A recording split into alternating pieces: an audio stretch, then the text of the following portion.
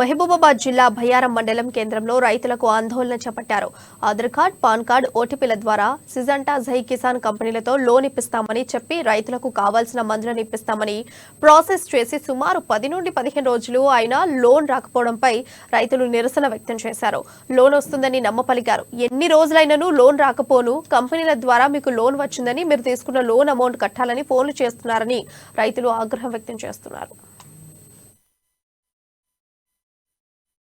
Pan card, Aadhaar card, bank account పట్టుకరండి, upload చేస్తే మీకు లోన్ వస్తుందమ్మా.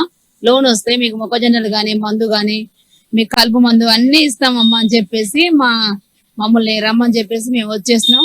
ఆల్రెడీ మాకు అకౌంట్ అప్లోడ్ చేశారు. 15,000 పడ్డాయి మా అకౌంట్ లో.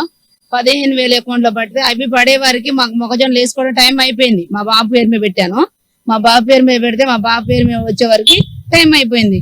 అయిపోగానే మా అకౌంట్ లో 15,000 ఉన్నాయి అనేసి ఈరన్న గారు, మీరు ఆ అకౌంట్ లో డబ్బులు జై కిసాన్ కంపెనీకి ఎమ్మడే రిటర్న్ చేసేయండి, మాకు ఆ 15,000 అవసరం లేదు, మళ్ళీ ఉన్న కొద్దిగా వడ్డీ పడుతుంది, మాకు అవసరం లేదండి, మేము వేసుకున్నామని చెప్పాము.